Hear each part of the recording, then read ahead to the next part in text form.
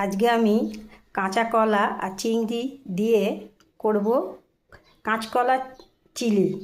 তো কাঁচকলা চিলি করতে কি কি লাগে দেখো। এখানে কাঁচা কলাটাকে সেদ্ধ করে আমি এটাকে মিক্সারে পেস্ট করেছি, আর চিংড়িটাকে খোসা টোসা ছাড়িয়ে ধুয়ে তেলে ভেজে হালকা, বেশি না, হালকা তেলে ভেজে এটাকে পেস্ট করে নিয়েছি। আর ধনেপাতা কুচি, লবণ, হলুদ দিয়ে এটাকে মাখবো। আর হাফ চামচ দিয়েছি ম্যাগি মশলা। আর এইদিকে আছে যেমন চিলি চিকেন করে সেইভাবে কেটে রাখতে হবে পেঁয়াজ, ক্যাপসিকাম, এইদিকে রসুন কুচি, ধনেপাতা কুচি, কাঁচা লঙ্কা, টমেটো। আর যেটা চিংড়িটা ভাজলাম সেই তেলটা আমি আলাদা বাটিতে রেখে দিয়েছি, এটাও আমি দেব। আর তারপর আমি এটা মেখে পরে এটাকে বড়া করব, যেমন কোপ্তা হয় সেই টাইপের কোপ্তাগুলো করে নেব। এটাকে আমি মেখে নিলাম, আর 2 চামচ বেসন দিলাম এটার মধ্যে।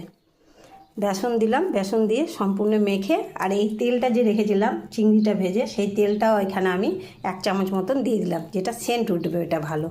এবার এটাকে এইভাবে গোল গোল করে কোপ্তার মতন করে আমি তেল গরম হতে দিয়ে দিয়েছি, এখানে ছেড়ে দিলাম। এইভাবে সব কোপ্তাগুলো আমি ভেজে নেব গোল করে করে। আমি একা হাতে করছি সেই জন্য অসুবিধা হচ্ছে। দিয়া একটু বাইরে গেল, দিয়া থাকলে সুবিধা হয়, ও করে দেয়। তো দিয়া একটু বাইরে গেল, এক্ষুনি ডাকলো ওকে, আমার ছেলে, তো চলে গেল। তো এলে হয়তো পারতাম, কিন্তু দেরি হয়ে যাবে রান্নাটা, সেই জন্য করতে শুরু করে দিলাম। তো তোমরা একটু কষ্ট করে দেখে নিও। এটা আমি প্রথমবার করছি ট্রাই, যে দেখি কেমন হয়। সব রকম চিলি তো আমি করেছি, কিন্তু কাঁচা কলা আর চিংড়ি দিয়ে কেমন চিলি হয় সেটাই দেখব।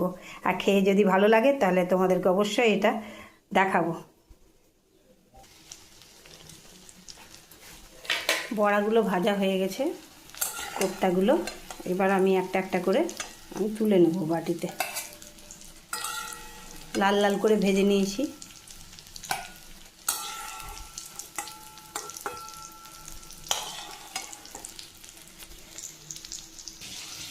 আমি সবগুলো এইভাবে করে রেখে দিলাম।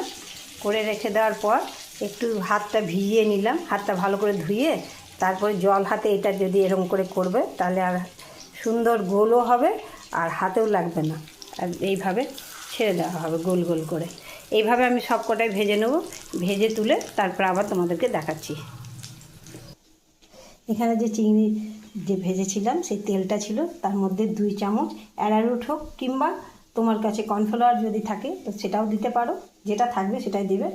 আর এখানে দিয়ে দিলাম আমি chilli sauce, green chilli sauce দিয়ে দিলাম 1 চামচ।